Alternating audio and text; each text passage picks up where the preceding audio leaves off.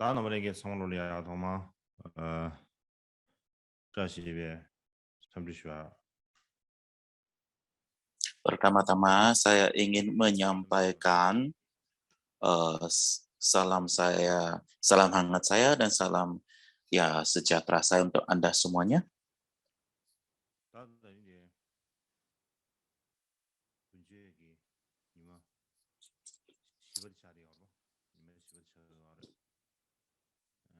Hari ini adalah merupakan hari keempat pengajaran kita. Jadi,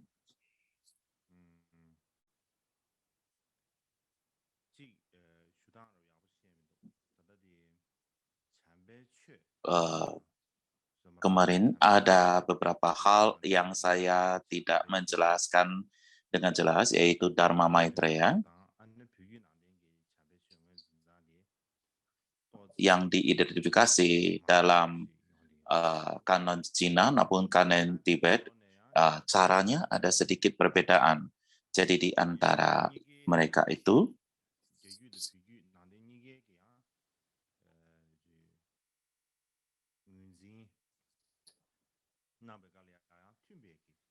satu diidentifikasikan adalah sama dalam kanon Tibet dan kanon Cina. Jadi terdapat banyak kesamaan di antara keduanya, dan kemarin ketika saya berbicara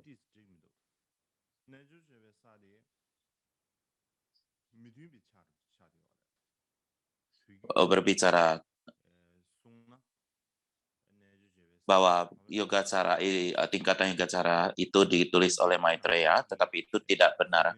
Karena di dalam tradisi Tibet, tingkatan yoga cara ditulis oleh Asanga, dan di dalam Asanga, sedangkan di Cina dikatakan ditulis oleh Maitreya, pelindung Maitreya. Jadi itulah perbedaan antara kanon Cina dan kanon Tibet.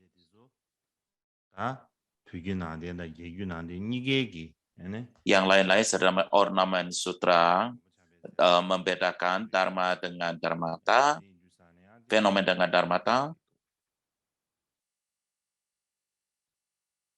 Keduanya mengatakan bahwa itu semua adalah karya dari Maitreya. Jadi inilah yang saya ingin bagikan dengan Anda semua.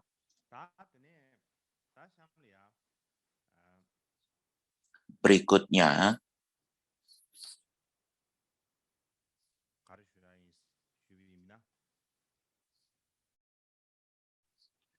apa yang saya akan sampaikan berikutnya adalah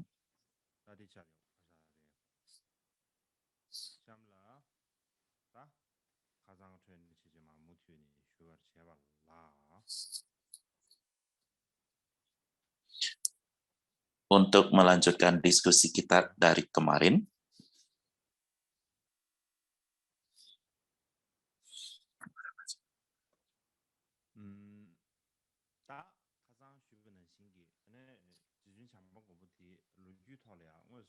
Sebagaimana saya sampaikan kemarin,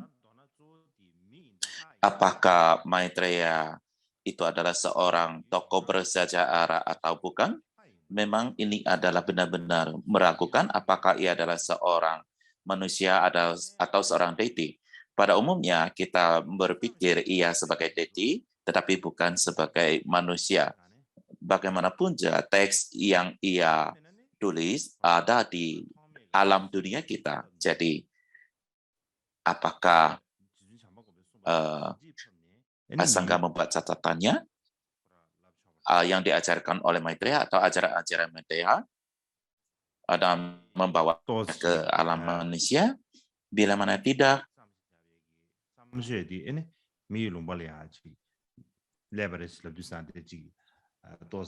bila mana ada risalah yang ditulis oleh deity dan kemudian ada di alam manusia, maka tidak begitu nyaman untuk mengatakan hal demikian.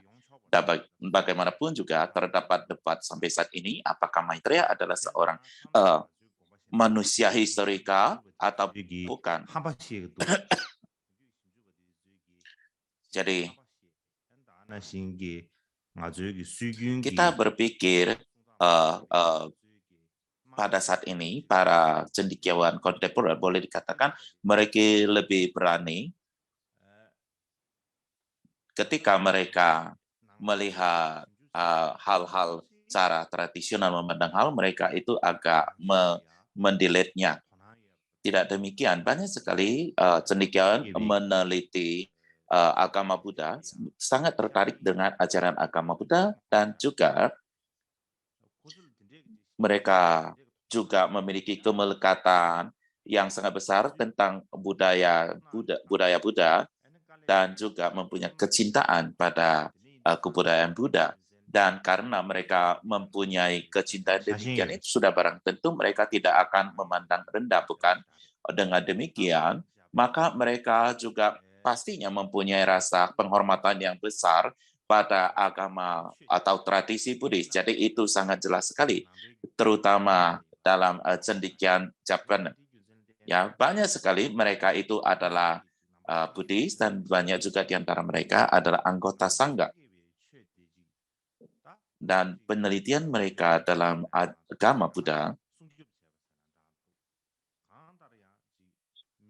yang satu adalah untuk satu sisi untuk mengembangkan Buddha dan juga mempertahankan agama Buddha tanpa melemahkannya.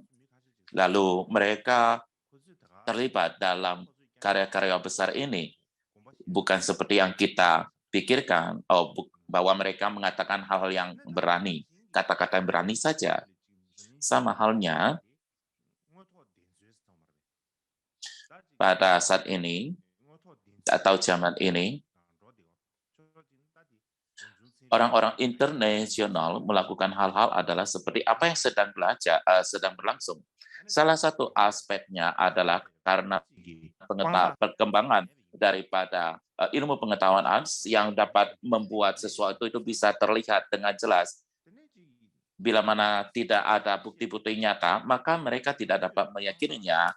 Jadi pada saat zaman seperti ketika kita berbicara sejarah agama Buddha, kita tidak mempunyai alasan ataupun bukti yang faktual. Nah, kita mengatakan, sediakan ini mengatakan demikian, ini mengatakan, semata-mata hanya mengatakan demikian itu bukanlah sesuatu yang dapat memuaskan orang-orang. Oleh sebab itu, maka banyak sekali guru-guru agama Buddha menggunakan metode cara temporer untuk mencari bukti-bukti. Jadi kita melihat dari perspektif ini, maka ini adalah sesuatu yang menguntungkan ajaran agama Buddha. Kadang-kadang kita terlalu berpikir sangat terbatas sekali, itu tidaklah tepat. Sama halnya ketika kita berpikir dari perspektif yang lain, ketika kita berbicara tentang agama Buddha Tibet ataupun masyarakat Tibet, kebanyakan orang menghabiskan waktu pada hal-hal yang tidak berguna, membodohi mereka dengan hal-hal yang bodoh. Kita berbicara atau berpikir tentang kehidupan manusia hanya beberapa puluh tahun, dan selama masa ini kebanyakan kita menghabiskannya untuk hal-hal yang tidak bermakna dan tidak berarti dan tidak berguna. Sesungguhnya terdapat banyak hal yang dapat kita lakukan dan kita harus melakukannya, tetapi kita tidak memperhatikannya. Dan kita hanya menghabiskan waktu kita melakukan hal-hal yang tidak berguna atau bermanfaat.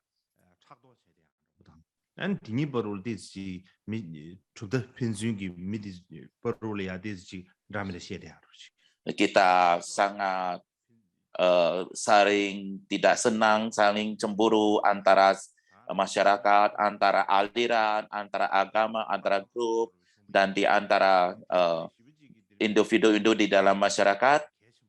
Kita mempunyai banyak pandangan berbeda, dan kita merasa ini adalah sesuatu yang sangat penting, dan kita hanya memperhatikan hal itu, dan kita hanya menghabiskan waktu untuk membicarakan hal-hal itu. Tetapi sesungguhnya kita tidak mempunyai banyak waktu untuk menghabiskan dihabiskan. Kita banyak hal untuk dilakukan. Jadi sesungguhnya banyak hal yang dapat kita lakukan. Tetapi kita melakukan waktu kita untuk hal-hal demikian itu, seolah-olah kita tidak mempunyai waktu lagi untuk mengerjakan hal lain. Jadi ini adalah hal yang perlu kita perhatikan. Alasan kenapa saya menyampaikan sedemikian banyak saat ini adalah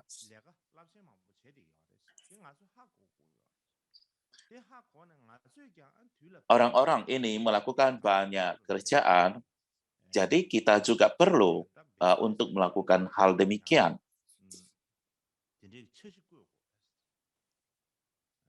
Kita perlu berupaya, berencana untuk melakukannya. Itulah tujuan dan alasan utama saya membicarakan hal ini. Namun bagaimanapun juga,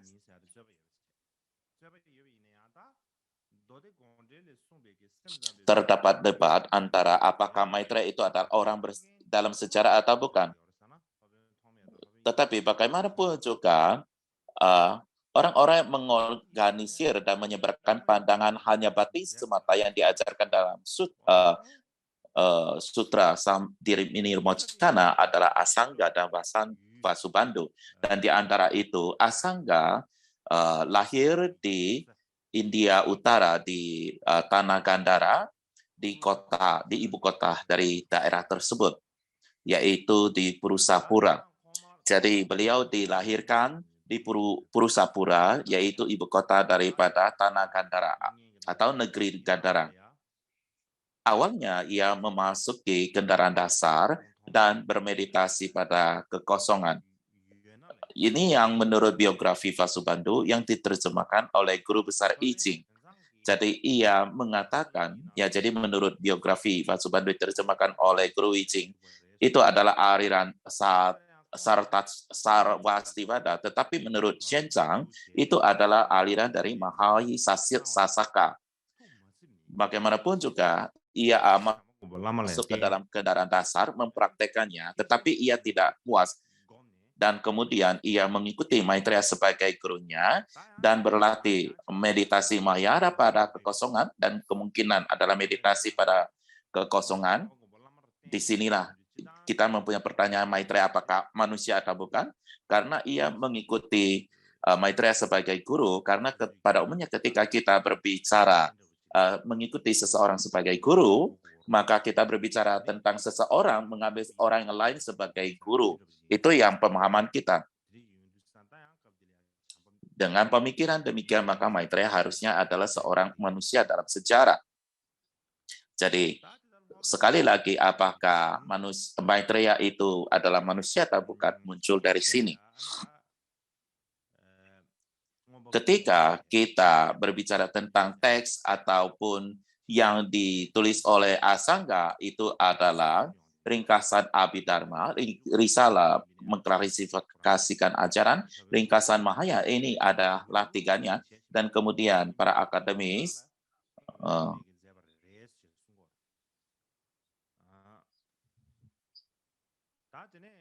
jadi ini pada umumnya diterima sebagai sesuatu yang ditulis, karya yang ditulis oleh Asanga.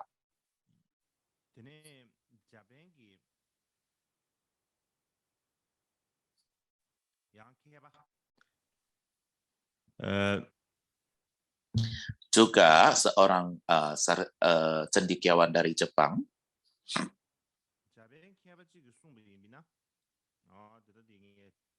menurut salah satu cendekiawan Jepang,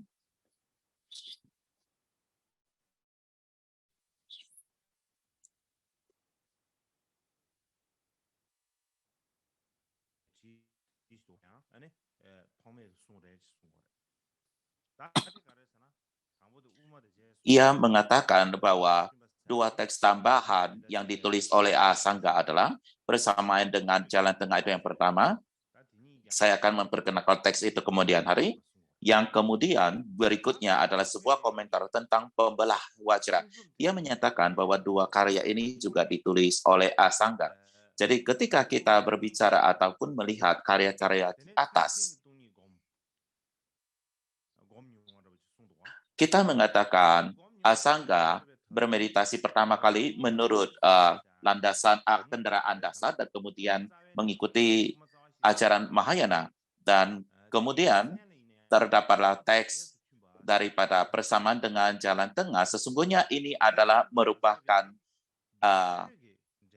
komentar daripada bait akar daripada jalan tengah. Demikian juga ia juga menulis tentang pemisah wajra, komentar tentang pemisah wajra.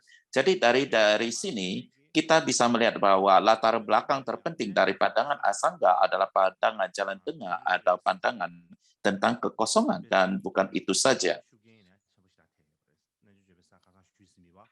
Sangat jelas sekali bahwa tingkatan yogacara memiliki pengaruh yang sangat kuat pada Asanga. Kita berbicara tentang tingkatan yogacara beberapa saat yang lalu. Ketika kita berbicara tentang tingkatan yogacara memiliki pengaruh yang kuat pada Asanga, ini memunculkan pertanyaan bahwa apakah tingkatan yogacara ini ditulis oleh Asanga atau bukan?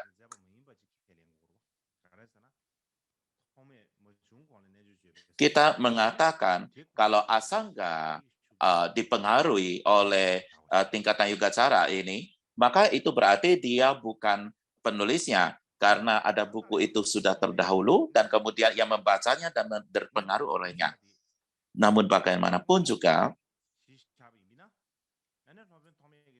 bila mana kita mengambil sebagai tingkatan yogacara ditulis sebelum Asangga, maka ia mendasarkan ajarannya tentang kompendium Abhidharma dan risalah klarifikasi ajaran adalah pada tingkatan yogacara. Dan sudah tentu ia menulis banyak sekali karya-karya, tetapi kontribusi terbesarnya adalah menulis kompendium Mahayana, karena ia menulis kompendium Mahayana.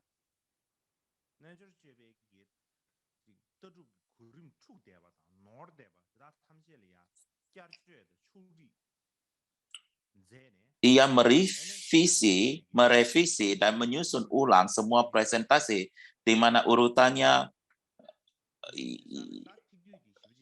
yang membingungkan atau yang salah, dan dengan demikian mendirikan filosofi hanya batin semata yang lengkap. Dan dengan demikian kompendium Mahayana adalah merupakan teks yang sangat penting sekali dan menggunakan mendasarkan filsafat ini, mengambilnya sebagai dasar dari filsafat ini, adiknya memberikannya bentuk yang baru dari pandangan Citamatra ini dan yang lebih baik.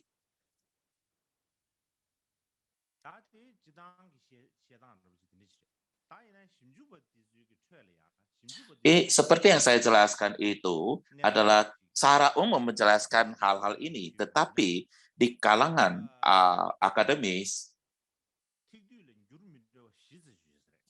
saya akan memberikan pengenalan tentang penelitian akademis. Terdapat 4 terjemahan berbeda dari kompendium Mahayana. Ini adalah ke dalam Mandarin. Saya tidak tahu apakah bahasa Tibet ke dalam tidaknya, tetapi di sini dikatakan terdapat 4 terjemahan berbeda terjemahan ke dalam bahasa Mandarin. Ketika keempat terjemahan ini dibandingkan, situasinya yang terjadi adalah menjadi bukti yang nyata di antara di dalamnya terdapat banyak sekali poin-poin penting tentang hanya batin semata yogacara yang muncul, tetapi dalam 2 terjemahan selanjutnya, tetapi tidak dalam 2 terjemahan sebelumnya. Itu adalah teks yang sama, tetapi teks yang 2 berikutnya adalah berbeda.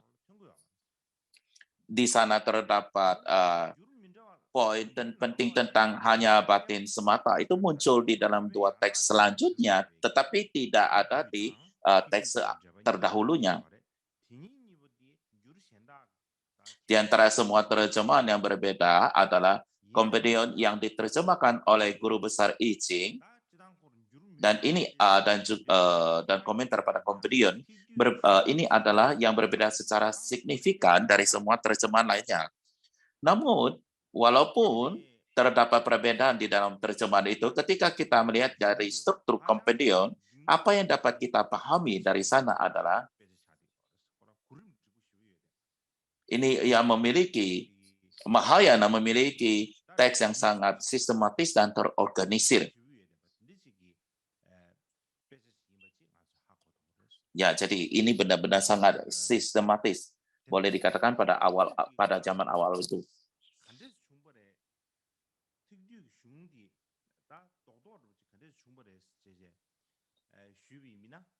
Jadi kita berpikir tentang dari mana company ini berasal, terutama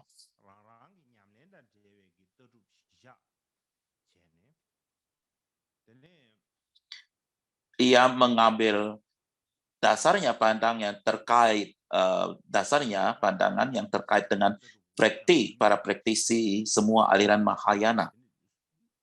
Dan kemudian berdasarkan itu menambahkan suatu struktur presentasi pandangan daripada Cita Matra dan kemudian menyusunnya di kemudian hari.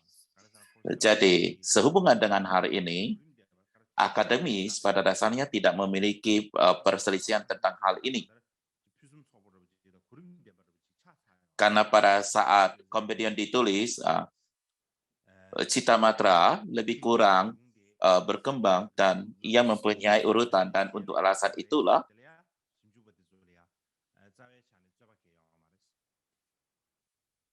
tidak ada keraguan-keraguan di antara para akademis tersebut. Kompedion ditulis setelah Yogacara Mitra sudah tersusun. Lalu kita berbicara siapa penulis daripada Kompedion itu. Terdapat perbedaan yang berbeda, saya rasa.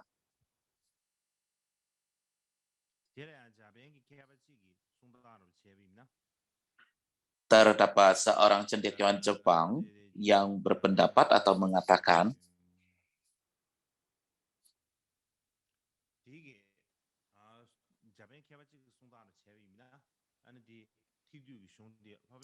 menurut salah satu cendekiawan Jepang ini, ia mengatakan bahwa Asanga adalah menulis keseluruhan Kompedion itu sendiri, sementara yang lain berpendapat bahwa itu ditulis oleh Asanga sendirian, tetapi oleh beberapa orang yang bekerja sama. Jadi terdapat banyak orang yang menulis ataupun bekerja untuk karya Kompedion ini. Teks lain yang ditulis oleh Asanga disebutkan yang ditulis oleh Asanga adalah Risala Klarifikasi Ajaran. Ketika kita berbicara tentang Risala Klarifikasi Ajaran, apa itu? Ini tidak ada dalam bahasa Tibet. Bagaimanapun juga,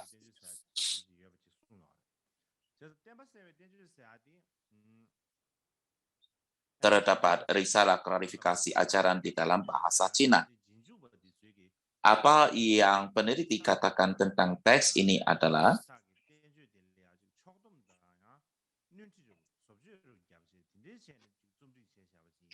dikatakan bahwa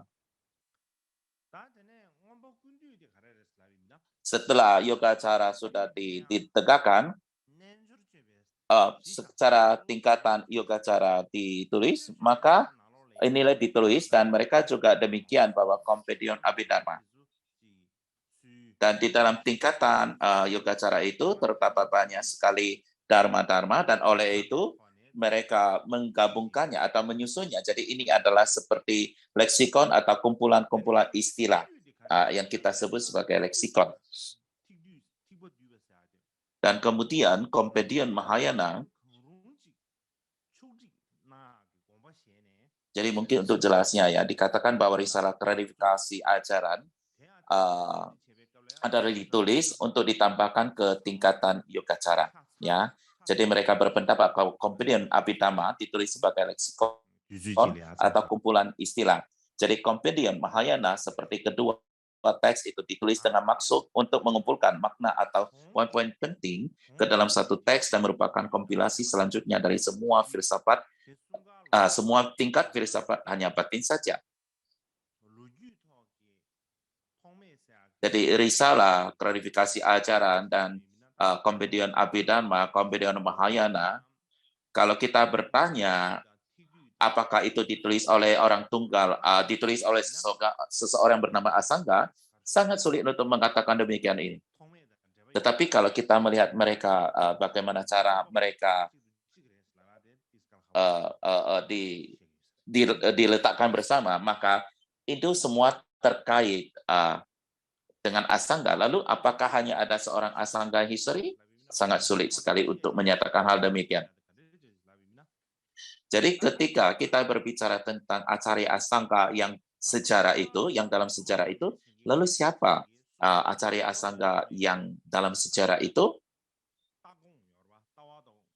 Pertama-tama, terdapat beberapa praktisi yang memiliki pandangan dan gagasan yang muncul dari pengalaman dan realisasi mereka, bukan?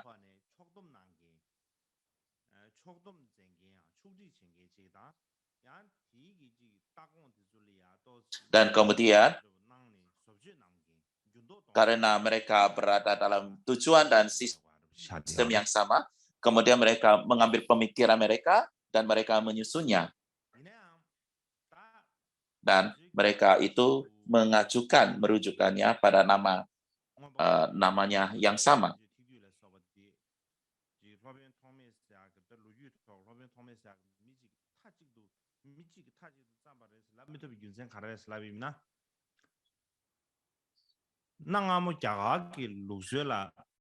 Penting bagi kita untuk mengatakan bahwa hanya satu orang tunggal yang menulis Kompendium Mahayana, Kompendium Klarifikasi Cita, dan sebagainya.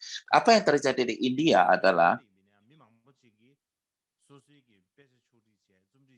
dan juga berlanjut sampai saat ini, ketika semua orang bergabung bersama untuk menciptakan satu karya ataupun tulisan, maka mereka akan mengambil nama orang yang paling penting ataupun yang paling terkenal, dan mereka akan menamai dengan nama orang tersebut. Demikian juga dengan Kompendium Mahayana. Contohnya, ia telah diwariskan dari sedemikian banyak abad, ya, beberapa abad, ya. Sudah banyak, mungkin saja sudah banyak tambahan dan pengurangan di sana. Misalnya di dalam Tibetan, banyak sekali orang yang sudah menulis ulang daripada kanjur-kanjur itu dan kanjur-kanjur itu. Dan waktu tulis itu pasti ada kurang tambahnya. Jadi di sini juga bisa jadi apa yang terjadi adalah ada yang dikurangi dan ditambahi. Dengan demikian, maka pada awalnya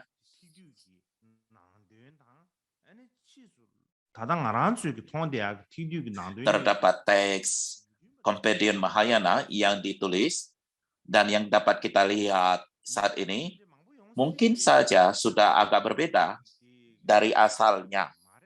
Tetapi dari buku asalnya kita tidak dapat mengatakan ini ditulis oleh Asanga, karena walaupun terdapat sedemikian banyak perubahan,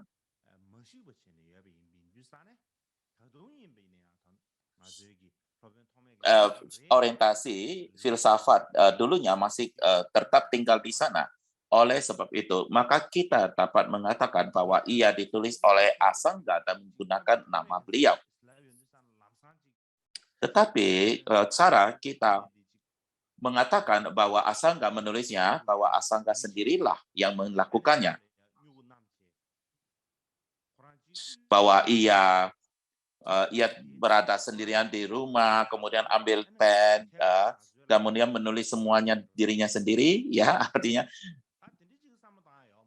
kemudian memberikannya kepada kita. Kita tidak dapat memikirkan seperti itu. Alasannya adalah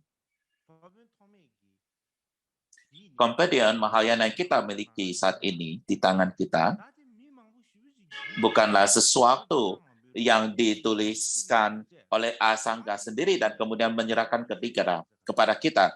Kemudian ia sudah mengalir sedemikian banyak generasi dan banyak orang. Jadi sudah berapa banyak perubahan, perubahan ataupun tambahan kurangan yang sudah terjadi. Jadi boleh dikatakan sudah terdapat banyak perubahan-perubahan di zaman. Dan karena terdapat banyak perubahan-perubahan demikian ini yang sampai ke tangan kita katakan ini adalah ditulis oleh Asangga, kita tidak dapat mengatakan 100% ini ditulis oleh Asangga.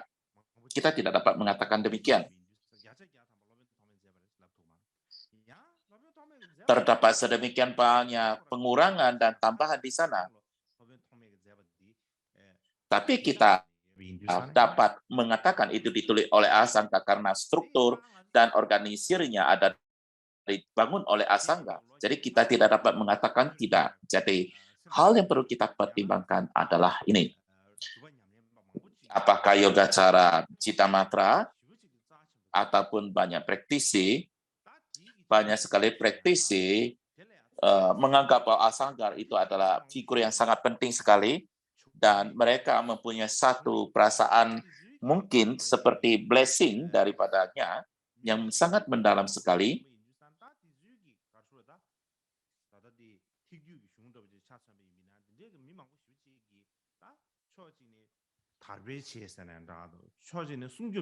Tentang Kompedian Mahayana, ketika kita berbicara ini, kita menyebarkannya dan juga mempertahankannya dan menyebarkannya, tetapi juga dalam sisi lain juga ada yang memperbaikinya, mengurangi dan menambahkannya, itu dari sudut yang lain. Jadi apa yang dapat kita katakan di sini adalah orang-orang generasi tua telah memberikan kita Kompedian Mahayana, kita haruslah mensyukurinya.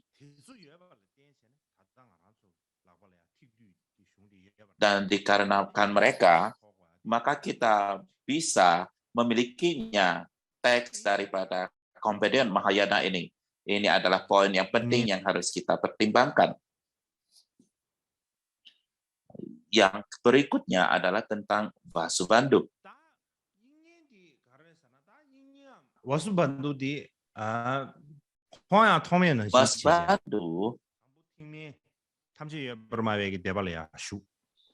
juga dengan Asangga, yaitu pertama ia memasuki kendaraan dasar Sarvastivada dan beliau sangat terkenal karena kecerdasan yang sangat tinggi sekali. Ia sangat terkenal sebagai seorang cendekiawan. Ia terkenal di mana-mana di India, di seluruh India, dan kemudian kita berbicara dengan cara tradisional, kakaknya Asangga, abangnya Asangga, dan dengan pengaruhnya ia masuk ke dalam Mahayana. Dan kemudian ia menyusun dan mengorganisir pandangan daripada Citamatra. Jadi ia menyusunnya, mengurutkannya. Jadi ia memiliki pengaruh yang sangat besar sekali dalam pandangan Citamatra.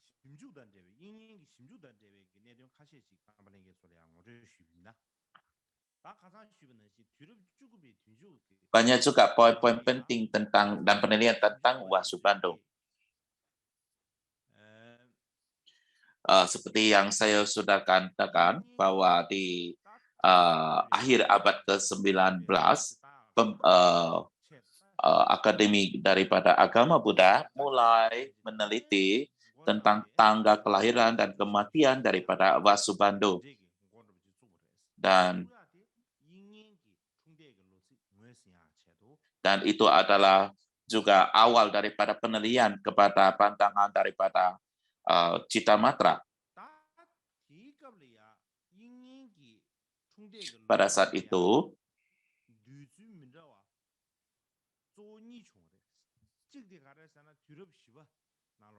terdapat dua posisi utama. Yang pertama, yang mengatakan lahir di abad keempat, ada yang mengatakan ia di abad kelima, lahir di abad kelima. Jadi terdapat dua posisi utama ini. Jadi mereka memberikan tanggalan yang kedua tanggalan tersebut. Jadi di tahun 1951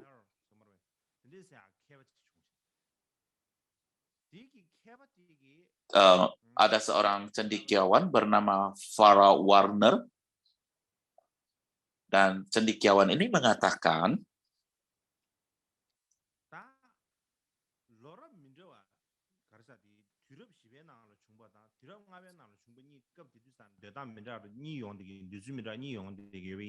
jadi pada saat itu terdapat dua posisi, bukan? Lahir hidup di 4 atau 5 abad keempat atau kelima, bukan?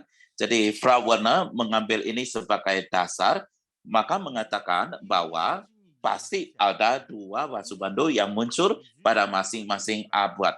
Dengan demikian, maka ia mengambil posisi bahwa sebenarnya terdapat dua orang yang bernama Vasubandhu yang muncul di dua abad tersebut. Jadi ia mengatakan terdapat dua Vasubandhu. Jadi yang lahir di dua abad tersebut. Jadi kita tidak berbicara tentang Vasubandhu, nama orang-orang dengan nama Vasubandhu, tetapi kita mengatakan Vasubandhu yang terkenal. Yang pertama adalah Vasubandhu yang merupakan adik Asanga yang berasal dari abad keempat, dan dikarenakan pengaruh Asanga, beliau meninggalkan sekolah Sarvastivada dan memasuki Mahayana. Dan itu adalah Vasubandhu yang pertama atau yang lebih awal. Dan ia masuk ke dalam Vasubandhu yang masuk ke Mahayana dan menulis tentang Citamatra. Dan kemudian terdapat Vasubandhu yang menulis Kasana Abhidharma, dan ia muncul pada abad ke-5. Dan ia juga adalah seorang Sarvastivada dan yang kemudian memasuki sekolah sutra atau aliran sutra. Jadi ada penjelasan demikian atau demikian yang ia jelaskan.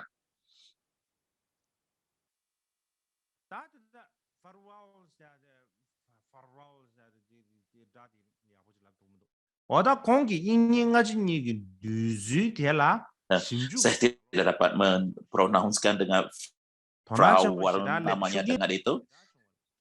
Jadi di dalam akademi itu terdapat minat sangat besar sekali tentang hipotesis dari Frau Warner tentang dua Vasubandhu itu. Jadi mereka sangat terpengaruh ya tentang posisi adanya dua Vasubandhu ini.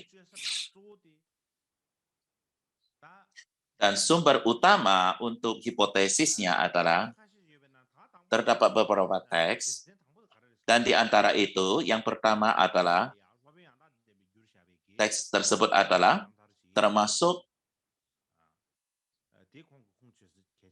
kehidupan Vasubandhu yang diterjemahkan ke dalam bahasa Cina oleh Ichi. Itu adalah merupakan sumber yang penting. Yang kedua adalah catatan perjalanan Xianzhang ke India, dan kemudian sejarah Dharma Bhutan, dan teks-teks sejarah Taranata, dan sebagainya. Itu adalah merupakan sumbernya. Ini adalah merupakan sumber-sumber utamanya. Kebanyakan daripada ini adalah catatan-catatan tradisional. I Ching bukan katakanlah tradisional, catatan tradisional, tetapi dia diturunkan secara tradisional, dan Tang Xuanzang, catatan daripada Tang Xuanzang yang dikatakan, yang ditulis, yang diwariskan daripada generasi yang awal dan berikutnya, awal ke berikutnya, dan kemudian sejarah Dharma Bhutan dan sejarah Taranita juga adalah catatan yang diturunkan daripada generasi-generasi sebelumnya. Jadi jarang sekali terdapat catatan historical tentang Vasubandhu. Jadi kita benar-benar terikat dengan catatan-catatan tradisional saja.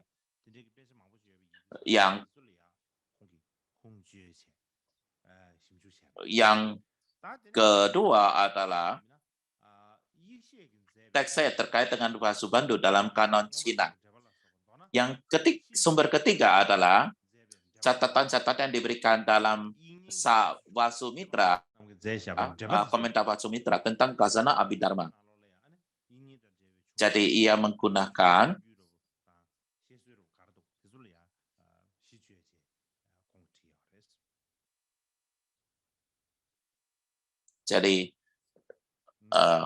untuk sebagai dasar daripada hipotesa-hipotesanya.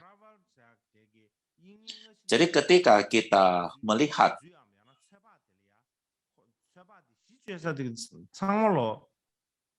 Frau Warner berhipotesa terdapat dua Vasubandhu dan sumber yang ia pergunakan terutama adalah catatan-catatan tradisional.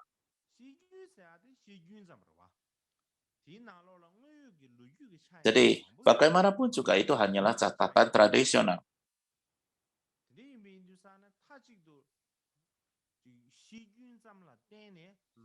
Di antara itu, mungkin saja banyak sekali sejarah-sejarah asli, tetapi juga mungkin banyak sekali hal-hal yang ditambahkan. Jadi ketika kita mengambil catatan tradisional, itu akan sangat sulit sekali untuk sebagai acuan. Dan untuk alasan inilah,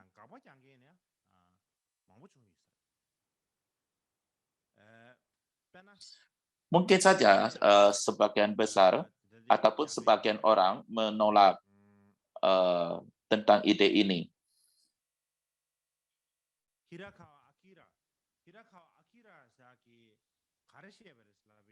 Terdapat akademis Jepang Hirakawa Akira yang mana ia mengatakan bahwa di India banyak sekali teks-teks berbeda ditulis oleh satu orang terkenal secara tradisional. Walaupun ia dituliskan seperti khususnya nama-nama seperti Vasubandhu dan Vasumitra di dalam bahasa Sanskerta itu sangat terkenal. Karena Vasu ini adalah dalam bahasa Sanskerta disebut atau berhubungan dengan dewa, dan karena banyak orang berkeyakinan dengan dewa, maka mereka menggunakan Vasu ini. Jadi banyak orang menamakan seseorang itu dengan Vasu. Demikian juga ketika kita melihat dalam sejarah Buddha, tidak ada kepastian bahwa Vasubandhu itu adalah satu orang saja. Banyak sekali Vasubandhu di dalam sejarah Buddhis. Juga di dalam Yogacara, Vasubandhu diakui sangat terkenal di dalam Vasubandhu. Dan dengan demikian, maka sangat mungkin sekali bahwa yang menulis teks-teks utama tersebut itu adalah Vasubandhu. Contohnya adalah ketika kita berbicara tentang Tibet. Ini bukan disampaikan oleh cendekiawan Jepang, tapi saya mengambil contoh Tibet untuk mudah dimengerti. Di Tibet kita mengatakan, katakanlah bahwa tidak ada jejak di mana Guru Rinpoche pernah datang ke sini, tetapi dimanapun Anda pergi di Tibet, maka mereka akan mengatakan Guru Rinpoche pernah ke sini, Guru Rinpoche melakukan ini dan itu. Nah, mungkin saja itu bisa terjadi dalam visinya, tetapi dalam secara asli, ketika Guru Rinpoche pergi ke Tibet, ia dikatakan tidak lebih daripada 18 bulan. Jadi 18 bulan itu sangat sulit sekali untuk mengunjungi semua daerah di Tibet. Jadi kalau misalnya, tentu saja ia bisa saja berkunjung ke semua dengan kekuatan ajaibnya, tetapi ketika terlalu banyak berbicara, menceritakan hal persepsi, itu membuat persepsi orang berbeda. Jadi di Tibet, kemanapun kita pergi, selalu ada yang terkait tempat dengan Rinpoche. Jadi di India, ketika berbicara tentang teks-teks Yogacara, maka ia dikatakan sebagai ditulis oleh guru-guru terkenal zaman dulu. Demikian juga Ketika kita berbicara tentang yoga cara itu adalah praktisi, bukan? Karena mereka praktisi, bukan? Karena praktisi itu menganggap guru, deity mereka itu adalah sangat penting, dan untuk menunjukkan respect, hormat mereka itu, maka yang terjadi adalah mereka menggunakan nama mereka. Karena mereka itu sangat berkeyakinan dan memiliki divisi yang besar, jadi mereka mengambil nama-nama itu untuk menunjukkan perasaan hormat itu. Kita tidak dapat mengatakan itu adalah salah. Jadi kita mempunyai tradisi catatan tradisi yang tentang kehidupan Wasubandhu yang diterjemahkan ke dalam bahasa Mandarin, dan ini adalah katakanlah tradisi, catatan tradisi ini, bila mana kita mengandungkannya, menggunakan teks itu, maka akan banyak sekali perdebatan dan pertanyaan muncul daripada saat ini.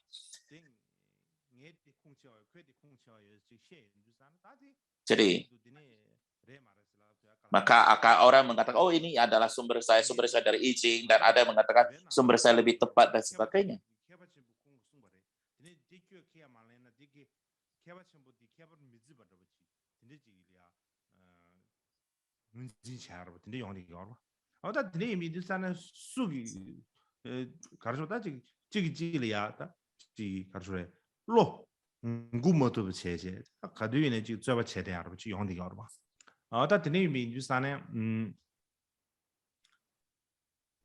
Jadi, sama saja seperti kita secara ringkas,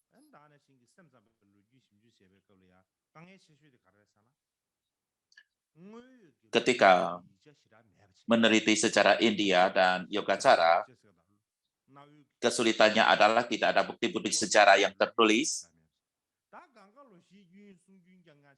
dan risala-risala sejarah, dan karenanya semuanya hanyalah merupakan catatan tradisional ataupun catatan lisan ataupun diucapkan secara lisan, jadi itu tidaklah sesuatu yang dapat benar-benar diandalkan. Dan ketika kita berbicara tentang orang-orang dalam sejarah, jadi sangat sulit sekali untuk mengatakan ya hal ini adalah benar-benar terjadi.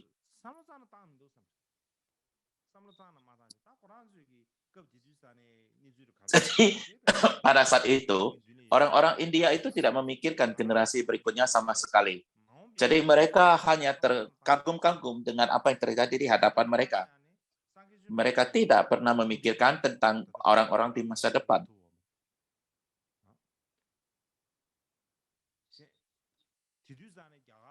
Lupakan yang lain, bahkan kita lupa, kita tidak tahu kapan benar-benar Buddha masuki parinibbana. Pada masa Buddha, terdapat sedemikian banyak raja, tetapi bila mana ada yang mencatatnya, maka kita saat ini ada sesuatu dapat kita lihat ataupun pelajari. Mereka tidak menulis sama sekali, mereka tidak mempunyai satu catatan sama sekali. Jadi ketika Asoka menuliskan beberapa kata di pilar, baru kemudian kita mengatakan, oh di sini Buddha muncul, dan mungkin saja lahir di abad ini itu, dan kita menebak-nebak. Bila mana Asoka tidak mengukir semua itu di pilar, maka lupakan saja tentang kapan Buddha itu muncul. Akan sangat sulit sekali bagi kita untuk mempunyai bukti kapan Buddha muncul. Kita memang ada Buddha yang ditulis di dalam sejarah kemudian hari, tetapi kita membutuhkan buktinya. Orang-orang modern membutuhkan bukti-bukti saat itu, dan untuk mendapatkan bukti itu adalah sangat sulit sekali. Jadi ukiran, tulisan, pilar, dan batu Asoka benar-benar sangat bermanfaat. Kalau saja raja-raja lebih awal menulisnya itu lebih bagus. Dan karena mereka tidak membuatnya di dalam sejarah, maka ya semuanya berasal daripada sejarah oral. Sehingga semuanya hanya diturunkan secara oral. Jadi seperti orang menceritakan kepada yang lain, satu orang menceritakan kepada yang lain.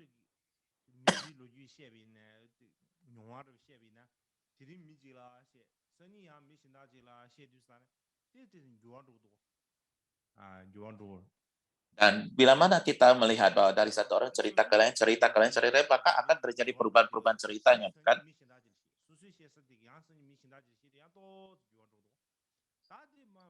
Jadi ketika orang menceritakan kepada kita, berubah, kita cerita ke orang lain, berubah, dan yang lain cerita kepada berubah. Dan kalau sudah berjalan banyak dan waktu yang panjang, kita tidak tahu lagi apa perubahan yang terjadi.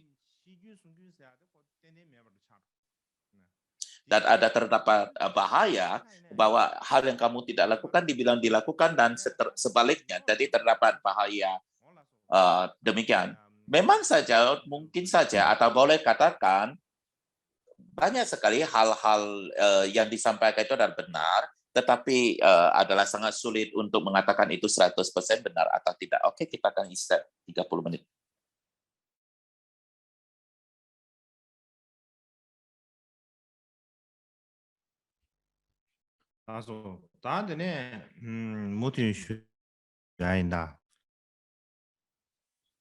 Kita akan lanjut.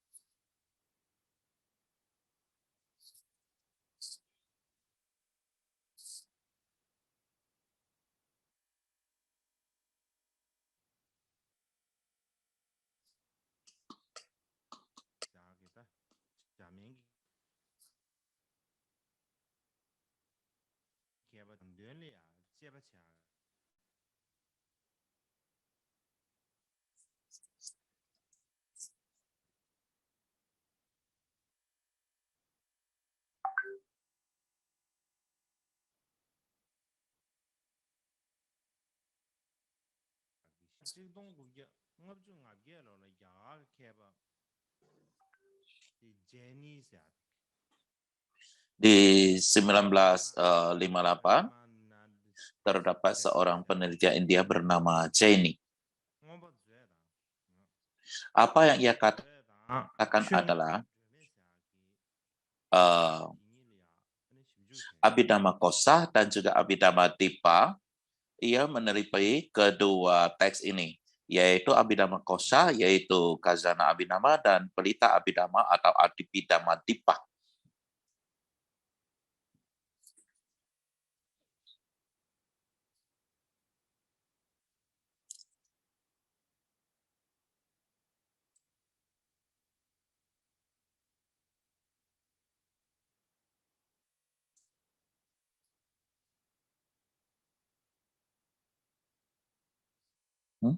What happened?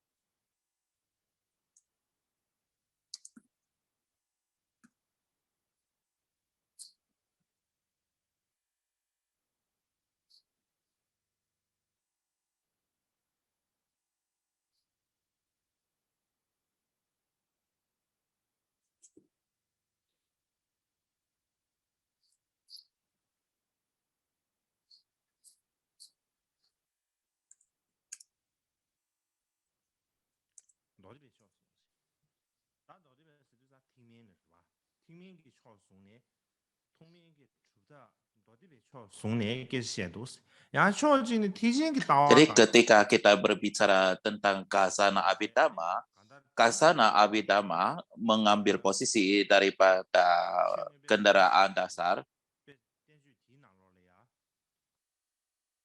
dan yang lain adalah mengambil pandangan Mahayana. Jadi dalam risalah disebut Pelita Abhidhamma terdapat beberapa pembantahan terhadap Kasana Abhidhamma. Lebih jauh lagi, penulis daripada Kasana atau kosakata, yaitu Kasana Abhidhamma atau Abhidhamma Kosa, kebanyakan daripada teks itu dengan dua teks lainnya, yaitu satu Vaitulika Sastra,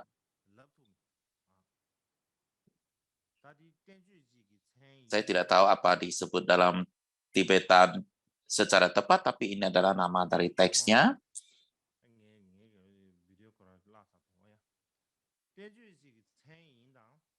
Video saya kehilangan. Jadi ini adalah nama teksnya.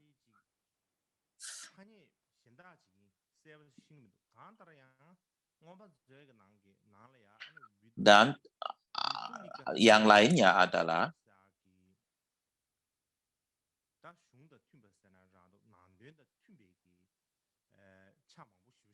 Vaitulika Sastra Pravesa Chwaram.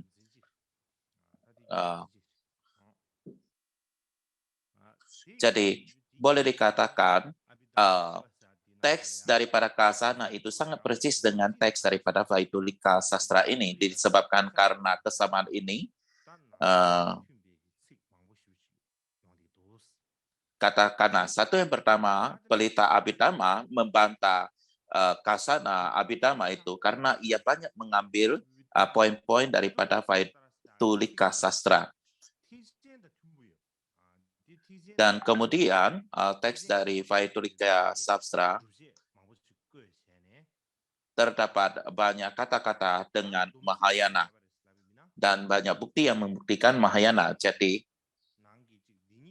di dalam ringkasannya,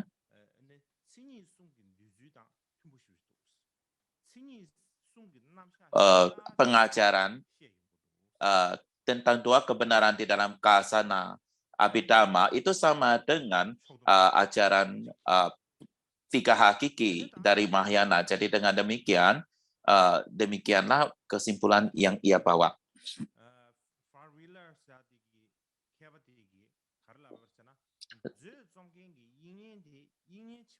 Apa yang Fravela katakan adalah bahwa penulis daripada Abhidhamma Kosa adalah Vasubandhu belakangnya, Vasubandhu yang tidak masuk ke dalam Mahayana. Vasubandhu yang tidak mengembangkan pandangan Mahayana. Itu adalah yang disampaikan Brahmana. Apa yang disampaikan oleh China dikatakan bahwa di dalam Kasana Abhidhamma banyak sekali terdapat pandangan Mahayana dan juga ada presentasi daripada tiga karakteristik. Jadi tidak benar bahwa penulis daripada Kasana Abhidhamma ini tidak mempunyai pandangan Mahayana. Poin yang lain adalah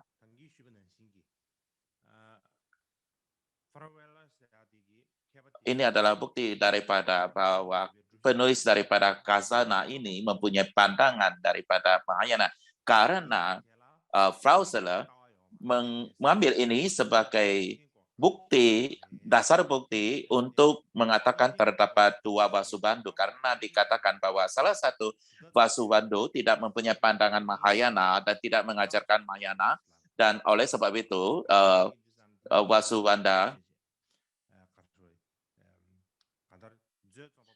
Jadi itu sebabnya maka penulis Kasana Abhidhamma dengan penulis dari Yogacara itu adalah dua penulis yang berbeda. Demikian yang disampaikannya. Dan Jaini membantahnya dengan mengatakan dengan bukti-bukti tadi. Dan di tahun 1980 terdapat cendekiawan Jepang, mereka juga melanjutkan penelitiannya. mereka meneliti dan juga mendukung apa posisi yang dipegang oleh China. Jadi sang cendekiawan Cheney mengatakan bahwa bila mana kita melihat pada teks-teks itu sendiri dan meneliti teks itu, dan kita melihat kata-katanya meneliti teksnya itu, kita dapat mengatakan bahwa Abhidharma Kosa maka tidaklah tepat dikatakan adanya Vasubandhu awal dan akhir atau belakangan. Jadi ini adalah merupakan suatu bukti yang sangat kuat yang dapat ia berikan atau posisi yang dia sampaikan.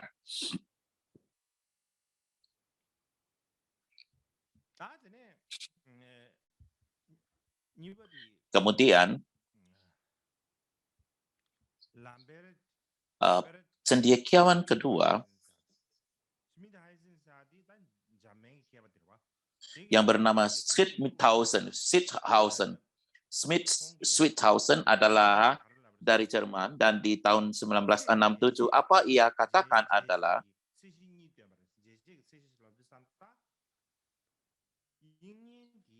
kita memiliki dua kriteria untuk menentukan ketika kita berbicara tentang Vasubandhu. Apa yang perlu kita tentukan siapa itu Vasubandhu, maka kita perlu tahu apa pandangan beliau. Ketika kita meneliti Vasubandhu, terdapat dua metode, dua logis yang dapat kita pergunakan. Ia menggunakan dua kriteria ini menentukan hal ini. Yang pertama adalah ide arus kesadaran tunggal aliran sutra. Ini adalah term yang dia berikan sendiri. Arus kesadaran tunggal aliran atau sekolah sutra, ataupun Erkennistom di dalam bahasa Jerman. Saya tidak bisa membahas, saya juga tidak bisa bahasa Jerman, jadi kedengar sangat lucu. Jadi pada dasarnya adalah posisi daripada sekolah sutra itu arus kesadaran tunggal. Kriteria lainnya adalah penyata yogacara tentang kompleks, arus kesadaran yang kompleks.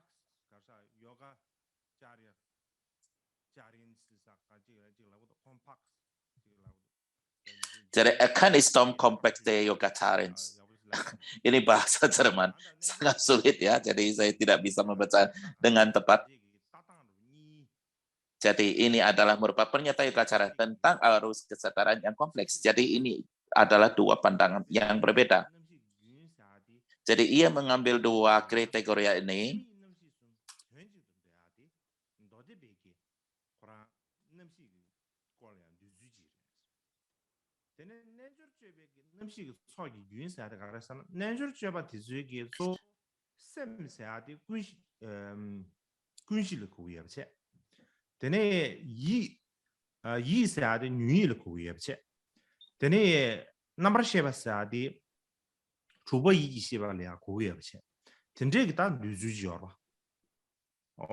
Jadi ketika kita berbicara arus kesadaran tunggal, bahwa cita, mana, dan bidana semuanya adalah dari jenis yang sama. Jadi menggunakan kedua kategorian ini, menggunakan ini sebagai research untuk menganalisa, menganalisa teks seperti Kasana, Bukti Karma 20 bait dan 30 bait.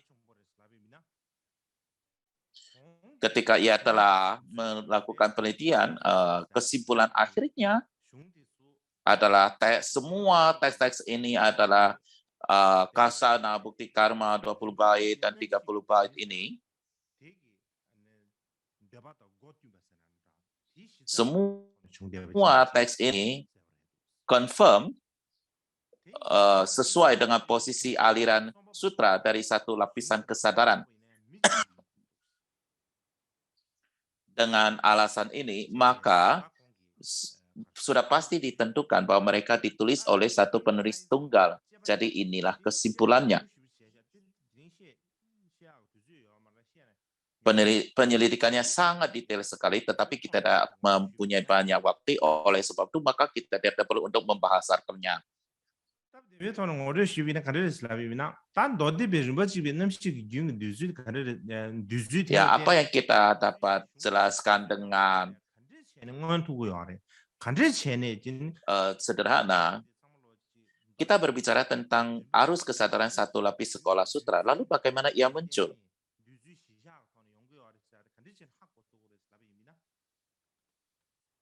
Bagaimana ia menggunakan kata atau presentasi kesadaran satu lapis sekolah sutra dan sebagai sebagai bukti daripada semua itu adalah semua satu orang yang sama. Jadi pertama-tama dalam buku Karma yang membahas kesadaran dasar.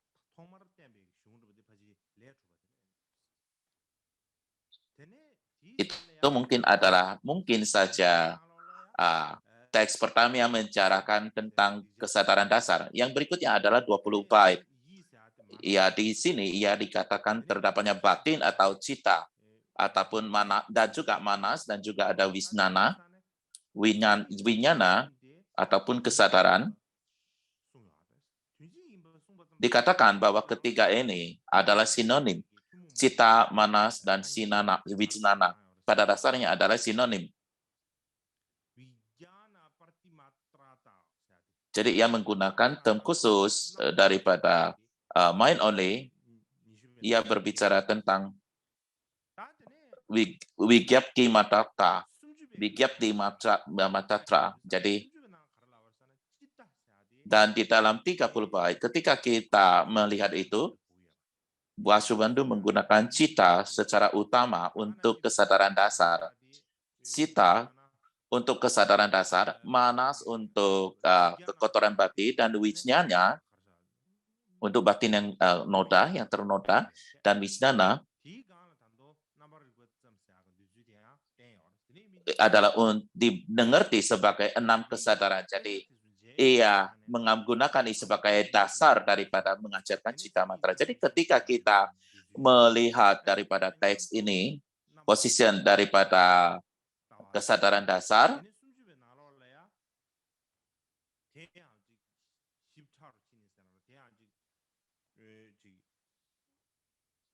dan lebih kita pertama melihat bahwa ada cita, manas, dan widana, ya adalah hal yang sinonim. Kemudian kita melihat di dalam 30 bait terdapat cita, manas, dan widana, yang di mana cita sebagai kesadaran dasar, manas, batin yang ternoda, dan wisana untuk 6 kesadaran. Jadi ketika kita melihat pada karya daripada karya Vasubandhu, terdapat perubahan dan juga perkembangan di dalam karyanya, dan bagaimana pandangan juga cara itu menjadi jelas.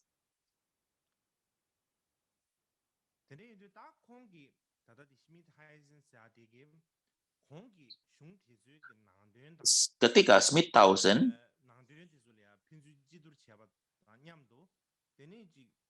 mengambil dan membandingkan kedua teks dari karya tersebut dengan menggunakan kedua kriteria baru tersebut, Smitthausen menyimpulkan Kasana, bukti karma 20 bait dan 30 bait ditulis oleh satu orang yang sama, yang penulisnya adalah penulis daripada Kasana. Ini adalah kesimpulannya.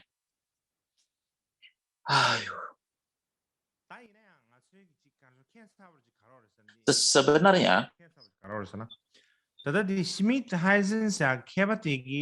sesuatu yang sangat aneh tentang situasi ini. Cendekiawan Smitthausen ini ketika melakukan penelitian, tujuan utamanya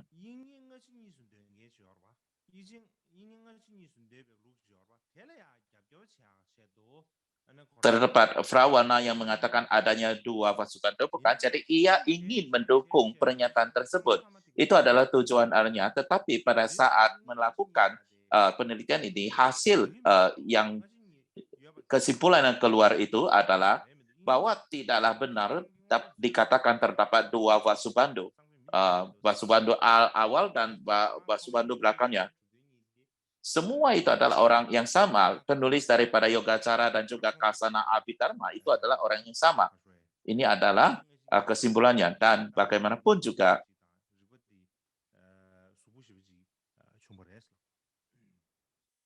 jadi ini adalah bantahan yang logika yang sangat kuat terhadap adanya dua basuh bandung. Dan untuk itulah Smitthausen menggunakan logika atau logis dengan ataupun logika baru ini, logis baru ini.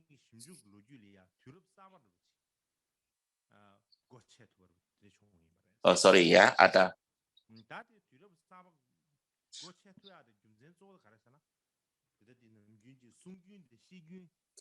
Jadi ini adapun alasannya metode ini adalah merupakan metode yang inovatif karena alih-alih bergantung pada secara tradisional, ia mengambil karya tekstual, karya aktual sebagai bahan meneliti penelitiannya. Ini adalah cara baru untuk meneliti. Dan sebagai tambahan, banyak sekali orang yang terlibat di dalam penelitian pada Yogacara, terutama metodenya adalah menganalisis tekstual karya sebagai dasar mereka.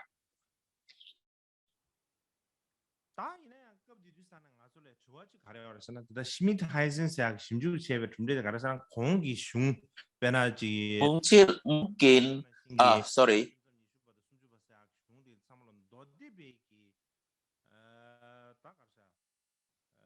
Kita mengatakan hasil penelitian daripada Smitthausen daripada bukti karma 20 bait, 30 bait. Dia mengatakan bahwa kesadaran tunggal sekolah sutra sebagai dasarnya itu adalah sangat sama sekali. Dan untuk memahami hal ini, apa itu sekolah sutra? Jadi penelitian Smitthausen mengambil arus kesadaran tunggal sekolah sutra sebagai dasar. Jadi perlu kita mengidentifikasi apa itu sekolah sutra, apakah ada sekolah sutra, dan apakah itu adalah sekolah yang otonom. Itulah pertanyaan muncul, dan mengenai pertanyaan ini,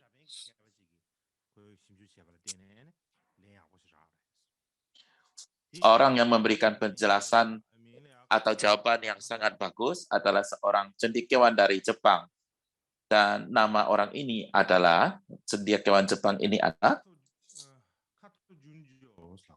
Kato Junjo. Kato Junjo.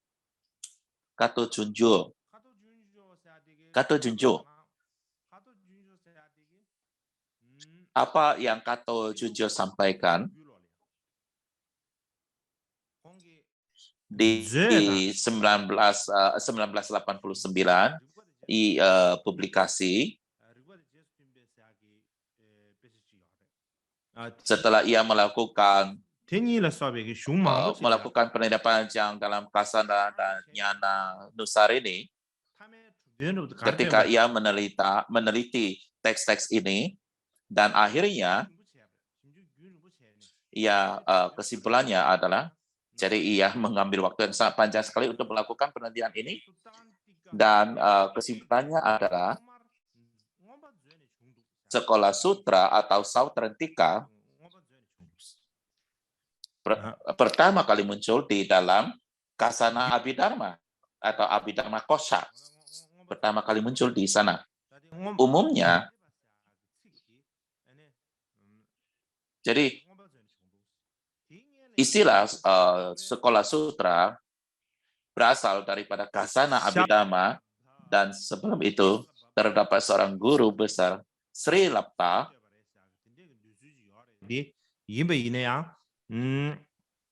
ada posisi yang mengatakan bahwa sekolah sutra ini didirikan oleh Sri Lapta.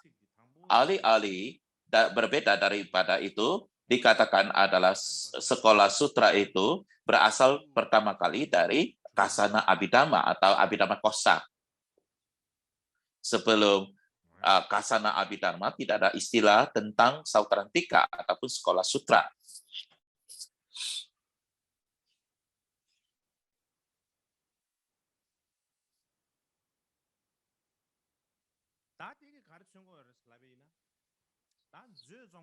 Apa yang ditunjukkan di sini adalah terdapat penulis daripada Kasana Abhidhamma, yaitu Vasubandhu. Vasubandhu sebagai penulisnya bukan hanya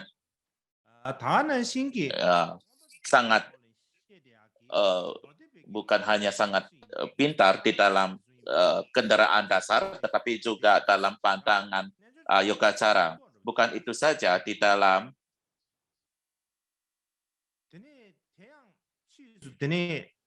dan banyak sekali menunjukkan bahwa pandangan-pandangan ini sangat dekat dengan pandangan daripada yogacara. Kemudian terdapat dua cendekiawan, terdapat seorang cendekiawan Jepang, ini namanya, yang melanjutkan penelitian.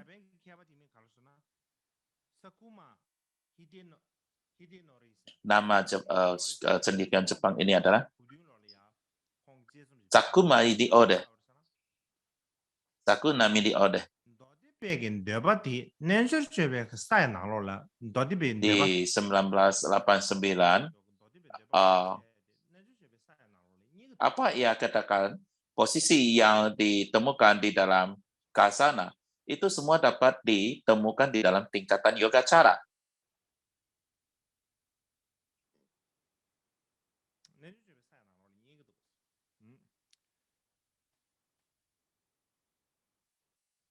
Anda dapat menemukan posisi ini di dalam teks tingkatan yogacara ataupun yogacara bumi, teks yogacara bumi.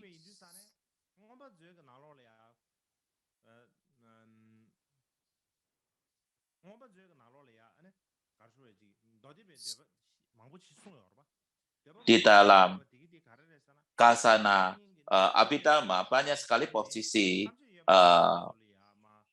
sekolah sutra yang disampaikan.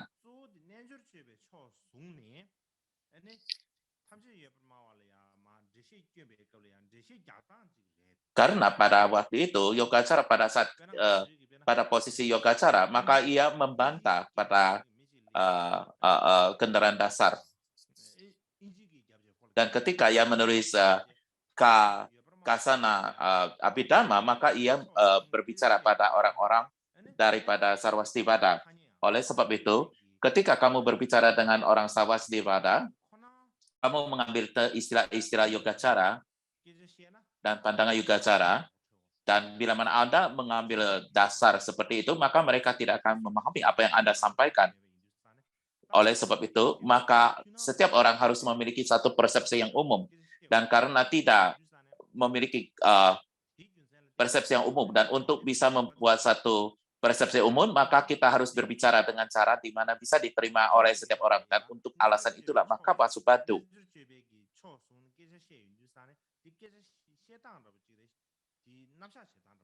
berbicara tentang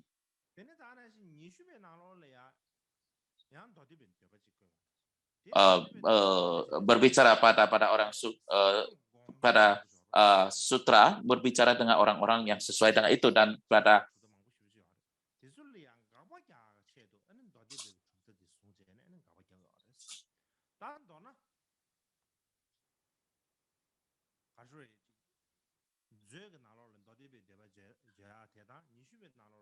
dan selanjutnya ia juga mengambil posisi aliran sutra untuk membantah orang-orang yang menolak aliran yogacara.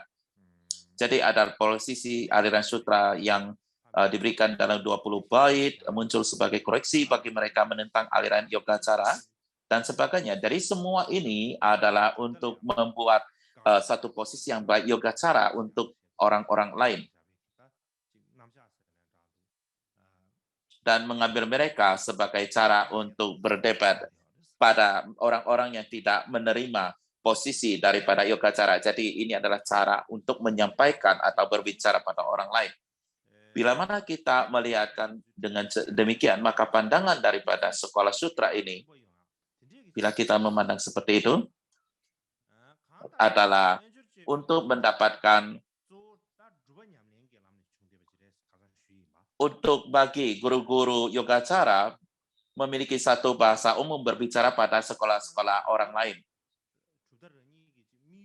Karena kita seperti disampaikan, Yogacara adalah sekolah yang menekankan pada praktek atau latihan. Jadi maksud dan tujuan dari sekolah itu berbeda dari yang lainnya. Jadi untuk memiliki dasar untuk berdebat dengan aliran lain, maka kita harus memiliki persepsi yang sama dan umum ataupun kondisi yang keadaan yang sama. Bila mana Anda hanya berbicara daripada ide Anda, maka orang lain tidak akan bisa memahami Anda juga. Jadi dengan demikian, untuk diskusi bisa menjadi jelas, jadi untuk berbicara dengan cara umum, maka ia mengembangkan sekolah sutra ini. Jadi dengan demikian, maka dianggap sekolah sutra ini adalah dirancang oleh Yogacara untuk memiliki persepsi yang sama dengan aliran-aliran lain.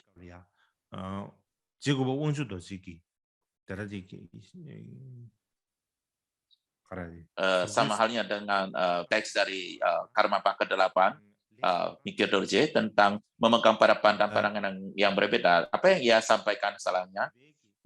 Terdapat dua cara Anda memperoleh satu jawaban.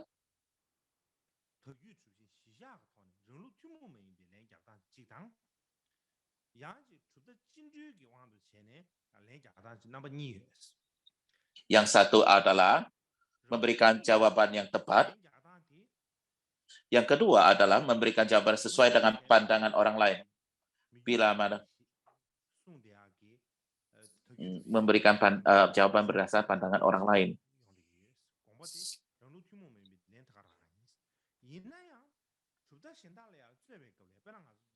Namun bagaimanapun juga, ketika kita berbicara atau berdebat dengan sekolah lain,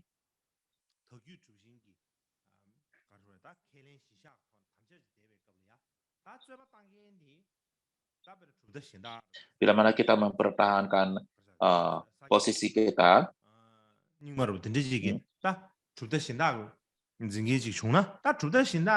misalnya pandangan daripada Mikir Dorje dan orang-orang lain yang kita sebut dari Sakya Gelut dan sebagainya, orang-orang dari sekolah itu tidak akan dapat memahami istilah-istilah yang kita sampaikan. Jadi kita tidak mempunyai cara yang umum untuk mempresentasikan sesuatu itu, karena orang lain tidak akan mengerti. Karena kita mengatakan sesuatu, orang tidak memahami itu. Karena kita mengatakan ini, orang lain juga tidak memahaminya. Itu adalah contohnya.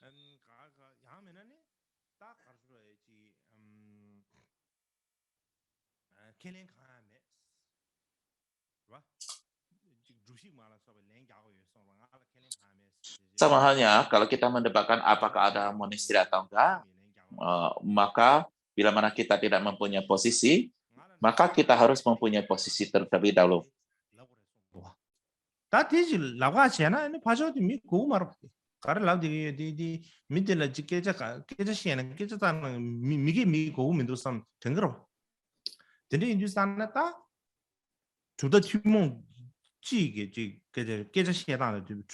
dengan demikian, maka kita membutuhkan cara umum untuk berbicara, bahasa untuk berbicara. Kalau tidak, maka orang lain tidak memahami apa yang kita sampaikan. Jadi pemahaman yang sama muncul dari sini. Ketika kita berbicarakan sesuatu ataupun berbicara tentang bagaimana asal-usul sekolah itu muncul, dan ketika Yogacara berbicara tentang Savastivada dan Yogacara sudah barang tentu sangat berbeda, dan untuk bisa memiliki satu persepsi yang sama untuk membicarakan hal itu, maka bila mana ia berbicara dari perspektif daripada sutra, maka bukan hanya diterima, tetapi juga dapat mudah dipahami dan juga dapat meyakini mereka dan juga berkomunikasi dengan baik. Dapat berkomunikasi dengan baik.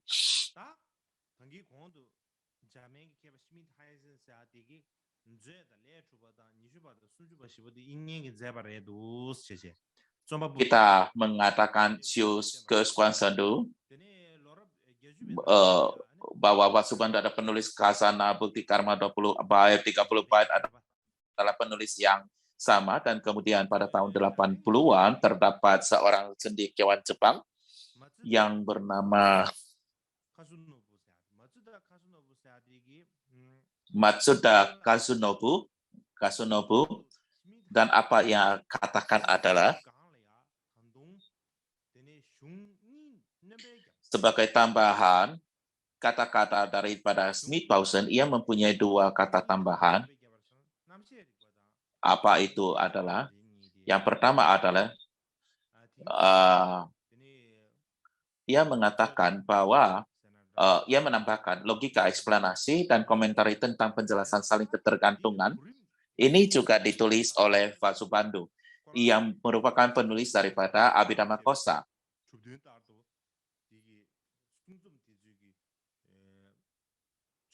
Ya, jadi sesuai dengan dan juga mengikuti hasil daripada Smith-Pausen ini.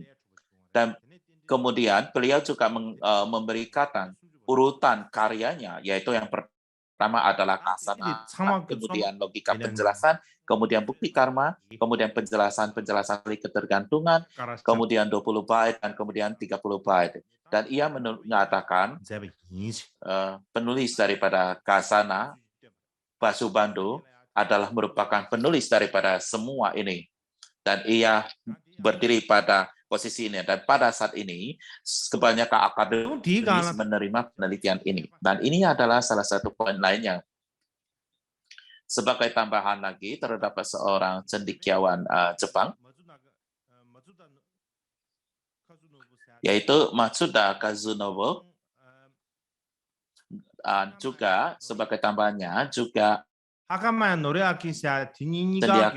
cendekiawan Hakamaya Noriaki. Jadi dua orang ini ketika melakukan penelitian Kasana Abhidharma, di dalam Kasana Abhidharma itu terdapat kata Purvacarya.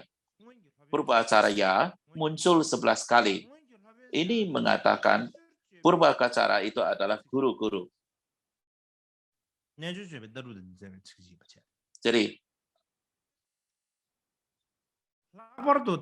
Jadi ini adalah kata-kata berhubungan dengan yogacara.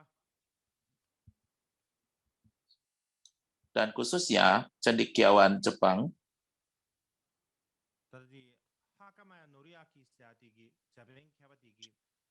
Hakamaya Noriaki, cara ia membuat ringkasan adalah kata daripada Purvacarya ini,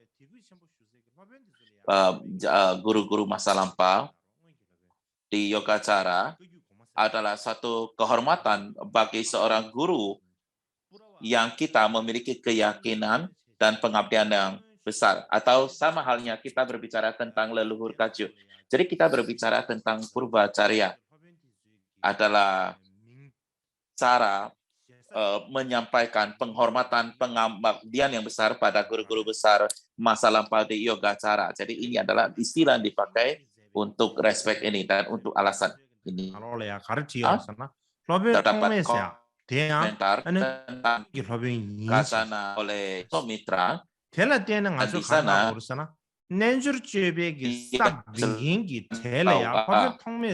Sangga adalah guru terdahulu. Dengan demikian, kita dapat menunjukkan bahwa penyusun tingkat yogacara adalah Sangga dan juga dijunjung sangat tinggi oleh para sekolah yogacara. Tapi apakah asangga tersebut adalah kakak laki-laki daripada Vasubandhu? Adalah sangat sulit untuk menentukannya. Namun bagaimanapun juga, kita mengetahui terdapat satu guru besar bernama Asangga yang dianggap sebagai sangat penting sekali dalam tradisi yogacara. Itu kita bisa pasti dan kita dapat mengatakan hal demikian.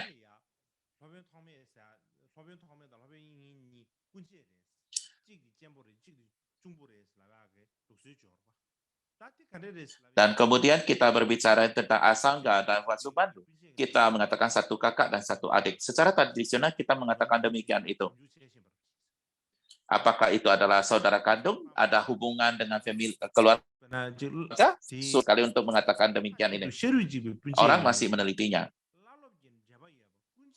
Kadang-kadang kita berbicara tentang saudara atau brother, tidaklah mesti terkoneksi dengan ada hubungan darah. Kadang-kadang itu bisa juga berbicara antara guru dan murid yang sangat dekat di dalam batin masing-masing. Jadi dengan demikian, itu tidak begitu rumit. Kita berbicara tentang 3 kadampa bersaudara. Contohnya Potawa dan yang lainnya. Ketika aku muda, saya merasa itu adalah dari keluarga yang sama, tetapi 3 kadampa bersaudara bukanlah dari satu keluarga, tetapi mereka karena kondisi mereka yang sangat kuat sekali, mereka seperti saudara sejati atau saudara kandung, walaupun tidak saudara kandung, tapi mereka sangat dekat, bahkan lebih dekat dari saudara kandung. Jadi mungkin saja hal itu terjadi di sini, mempunyai kesamaan di sana. Ketika kita mengatakan Asangga dan Wasubado, itu menunjukkan bahwa apakah itu merupakan satu hubungan yang sangat dekat antara guru murid ataupun dalam saudara. Dan kemudian kata saudara itu diberikan oleh murid-muridnya di kemudian hari. Untuk meringkasannya, ada yang saya mau simpulkan di sini, banyak sekali karya-karya yang ditulis oleh Wasubando. Sudah saya sampaikan sebelumnya, apa yang terkait dengan Cita Matra, 20 bait, 30 bait, Bukti Karma, 5 skanda, 100 gerbang Dharma, Risalah Keluarga Buddha, dan kemudian komentar tentang ornamen Sutra Mahayana membedakan bagian tengah dari yang ekstrim, dan Kompendium Mahayana. Saya tidak menjelaskan dengan jelas ketika saya berbicara tentang Kompendium Mahayana.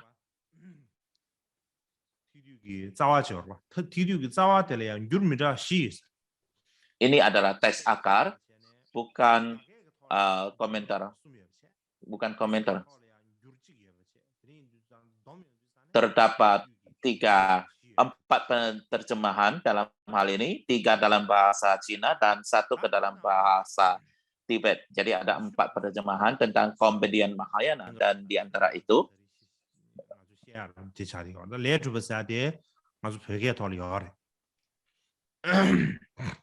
dan karya Wasubado ada 20 bait, 30 bait. Jadi 30 bait adalah kita tahu karena ini jadi topik pembicaraan kita, dan kemudian Bukti Karma juga dalam bahasa Sanskerta, 5 skanda dalam bahasa Tibetan, 100 gerbang Dharma juga dalam bahasa Tibet, dan ini adalah teks yang sangat penting ketika kita mulai mempelajari tentang Cita Mantra.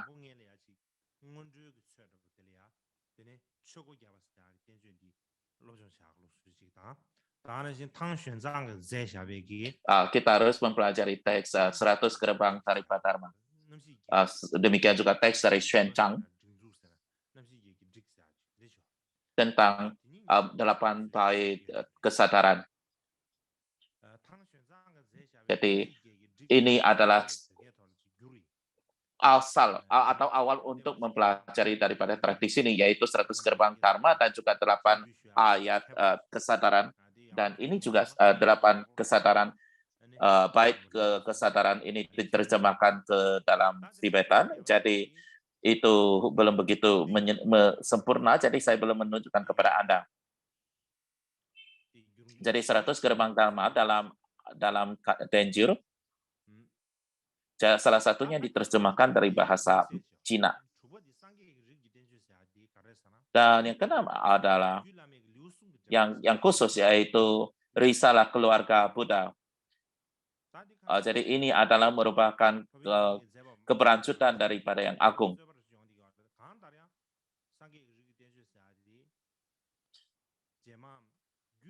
Jadi ini juga dilakukan, apakah ini ditulis oleh Wasubando atau bukan. Jadi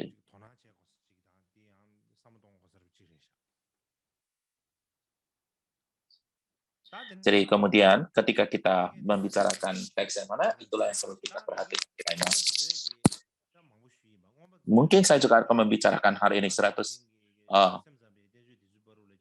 juga saya akan berbicara sedikit tentang Kasana Abhidharma. Karena ada koneksi antara Kasana Abhidharma dan juga Citamatra, maka saya akan berbicarakan. Di Jepang dulu, ketika mau membicarakan Citamatra, mereka akan mempelajari tentang Kasana Abhidharma selama 8 tahun, dan barulah setelah itu 2-3 tahun mempelajari tentang Citamatra ini yang disampaikan oleh mereka. Jadi mereka menganggap bahwa Kasana itu adalah sangat-sangat penting sekali, atau Abhidharma Kosa itu sangat penting sekali. Guru-guru zaman dulu pasti sudah tahu mengenai hal ini. Jadi secara ringkas, apa yang membedakan Pak Subando adalah ia pertama kali mempelajari teks-teks dari Wahana Landasan, kemudian memasuki Mahayana, mempelajari teksnya, dan mempunyai penjelasan mendalam pada karya-karya Maitreya dan Asanga,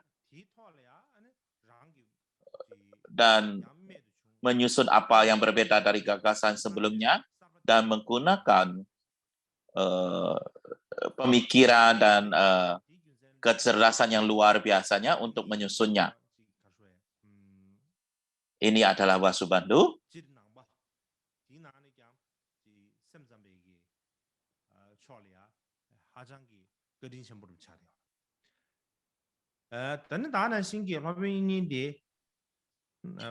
Ia mempunyai pengaruh dan kebajikan sangat luar biasa dalam Buddhis, terutama di dalam Citamatra.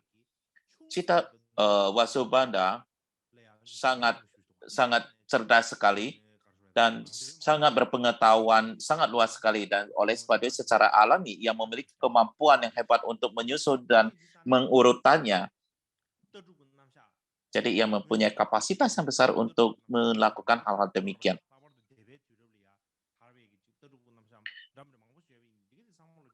Banyak sekali posisi dari aliran-aliran lain, presentasi Barasanti dari sekolah lain dan posisi lain, dan ia mengambil semua ini dan kemudian menyusunnya. Ini merupakan suatu kerjaan yang luar biasa, dan di antara itu 20 bait dan 30 bait adalah benar-benar sangat penting sekali untuk Citamatra. Umumnya,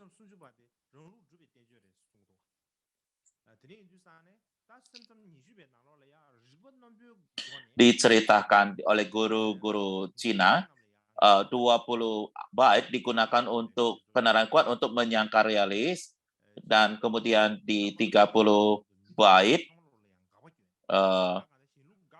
ia menambahkan pemikiran sendiri ke presentasi yang sudah ada.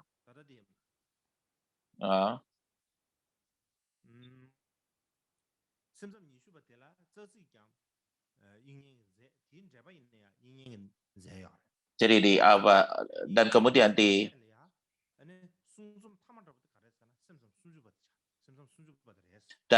akhir hidupnya, teks terakhir yang ia tulis adalah 30 bait, dan di dalam 30 bait sebagai tambahan pada pemikiran Citamatra, ia menambahkan pemikirannya sendiri.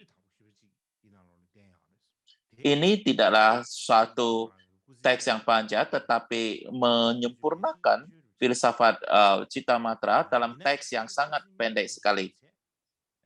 Ini adalah merupakan karya sangat penting sekali dari Vasubandhu, tetapi ini adalah karya belakangan. Dan kemudian gak lama, ia meninggal dunia. Dan kemudian banyak guru-guru Yogacara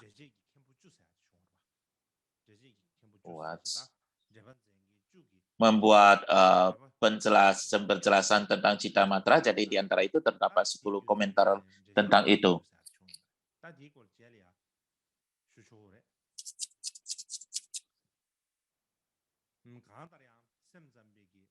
Karena ada 10 orang menulis, maka disebutlah 10 komentar.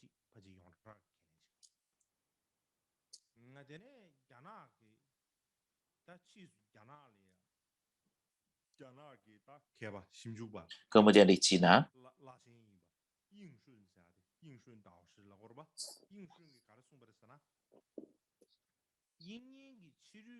seorang cendekiawan modern mengatakan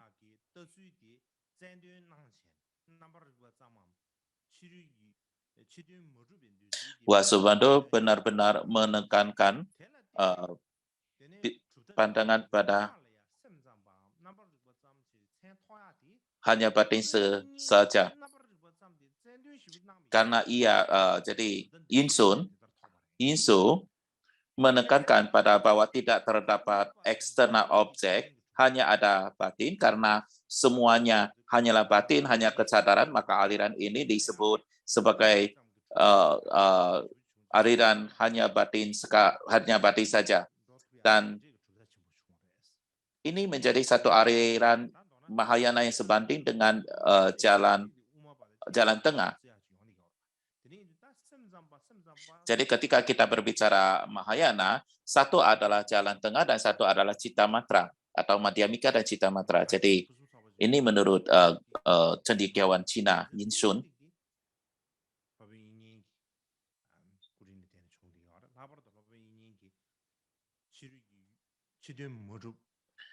Mempunyai presentasi yang komplit di Citamatra karena munculnya Vasubandhu dan juga pandangan bahwa tidak ada objek eksternal dan semua itu adalah tidak nyata, semuanya adalah kesadaran saja. Jadi ini adalah kesadaran saja. Jadi inilah yang saya sampaikan pada hari ini saja. Hari berikut kita akan melafalkan doa dedikasi.